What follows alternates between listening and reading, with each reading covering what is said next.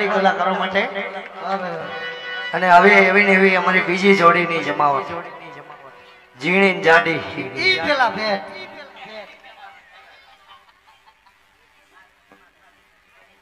okay 500 રૂપિયા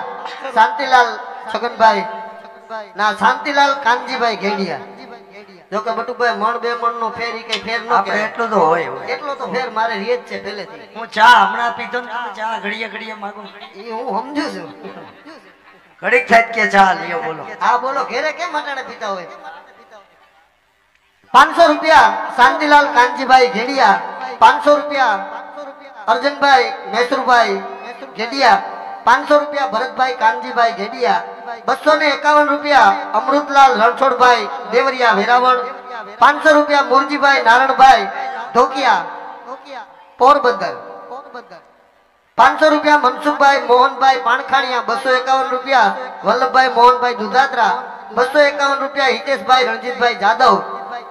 3100 રૂપિયા દિનેશભાઈ પરબતભાઈ પાણખાણિયા વધાવો બધાય જોરદાર તાળીઓથી હા એ કારણ કે આ સત્કાર્યની માલિકા બટુભાઈ આપણા શાસ્ત્રોમાં એવું લખ્યું છે આપણે જે કાંઈ કમાતા હોય ને એનો 10મો ભાગ કાઢવો જોઈએ ચા આવે પછી જો કે એ બેન ને ખબર જ છે કે બંધ થયું એટલે લઈ આવવાના જ છે પણ આ તો હું કહું છું એટલે જે કઈ કમાતા હોય ને એમાંથી 10મો ભાગ આપણે ધર્માદામાં કાઢવો પડે પછી અમારે કાઢવો પડે હા એટલે 10મો ભાગ જો આપણે ન કાઢીએ ને તો આ કાળીઓ ઠાકર કોઈ ના કોઈ રૂપે આવીને એની રીતે લઈ જાય ઘણાની ઘરે ચોરી થાય ને આપણે ન વાતો કરતા હોય કે ફલાણા ભાઈ ત્યાંથી 2 લાખ ની ચોરી થઈ એ ધર્માદામાં ક્યાંય વાપરા ન હોય ને એટલે ઓલા ઘેરે આવીને લઈ જાય બરોબર હા આ કોઈના ઘરમાં કારણ બનીને આવે તો ભૂવા ભરાડી લઈ જાય હા કોઈના ઘરમાં દવાખાનું બનીને આવે તો ડોક્ટર લઈ જાય બરોબર કોઈના ઘરમાં કજિયારી છોકરાની વહુ આવી જાય છૂટું કરવાના 5-5 લાખ દેવા પડે આ બધો 10મો ભાગ જતો હોય એટલે આમાં પ્રેમથી 10મો ભાગ આપણે કાઢીએ ને તો એવા ખોટા ખર્ચા આવે નહીં એ સ્વર્ગવાસી સગનભાઈ દુદાભાઈ ઢોકિયા આ લોટી ઉત્સવ મનોરથ જેમની પાછળ હોય મા બાપના ઋણમાંથી સંતાનો કોઈ દી મુક્ત નથી થતા બરોબર તમે હયાત મા બાપ હોય અને ગમે એટલી સેવા કરો અથવા એનો સ્વર્ગવાસ થયા પછી એની પાછળ દાન પુણ્ય કરો ધર્માદો કરો બધી એને રાજી રાખવાની વાત છે એના ઋણમાંથી મુક્ત તમે કોઈ દી મુક્ત ન થઈ શકીએ મારો લખેલો એક દુહો છે કે સંબંધ જાજા સંસારમાં એને વિખાતા ન લાગે વાર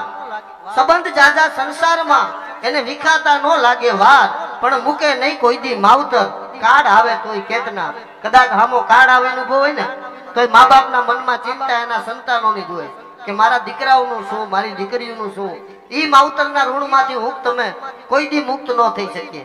અને હું તો એમ કહું કે જેટલા રાખી શકાય ને એટલા માવતરને રાજી રાખવાના પ્રયત્ન કરવા કારણ કે જેના માવતર રાજી હોય ને